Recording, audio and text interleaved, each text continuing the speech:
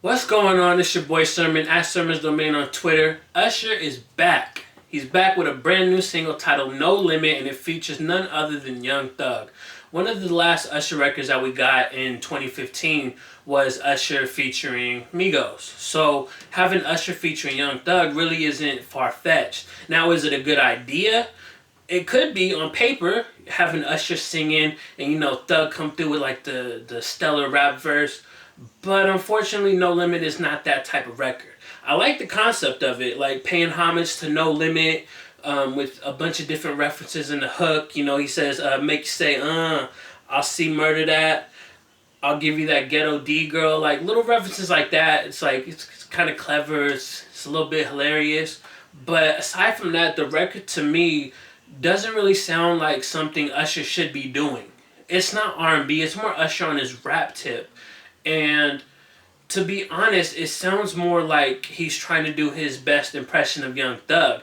I don't know to what extent Thug has in the credits. Like, he's credited because he's featured on the record, but I don't know if he handled like Usher's verses because it sounds like it. If you listen to the flow, it's not as fast as like a Young Thug flow usually goes, but you can hear like the style of it. If you really pay attention and you know Young Thug's music, you can hear that. And some of the lines is like, that has to be Young Thug. He said, "I knocked that pussy out, call me Sugar Ray." That's something Young Thug would say.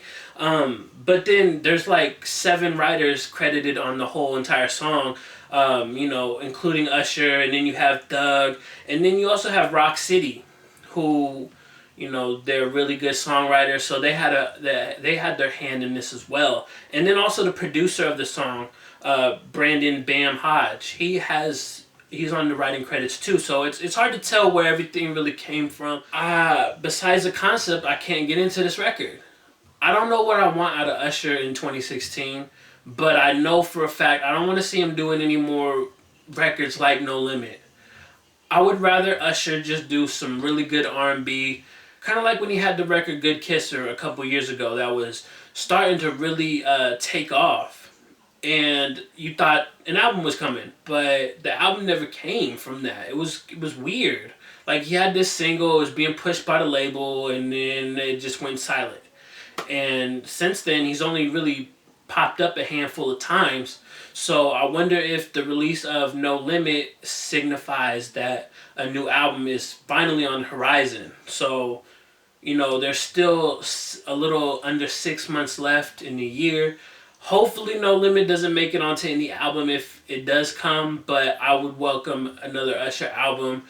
And I don't know, I think I gotta kind of give him a little bit of props for trying to connect with the new generation, the Migos and the Young Thugs, and then trying something different. Because trying something different is hard for an artist, because once you do it bad, you're going to get panned, and the fans are going to say, well, you fell off and stuff. I don't think Usher fell off. I think he's just trying to do something a little bit different, but I hope he goes back to more of the R&B side on this upcoming album. So we'll see.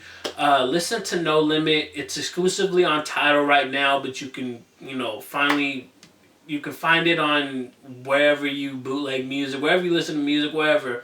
You can find that. And then once you listen to it, let me know your thoughts in the comment section below. Did you like the record? Do you hate the record? Do you think Usher should do more of this? What do you want to see out of Usher's upcoming album? Talk to me. And then like the video, subscribe to the channel if you're not already, share the video, follow me on Twitter at Sermon's Domain, and as always, thank you for your time. I appreciate you for watching, and until next time, peace.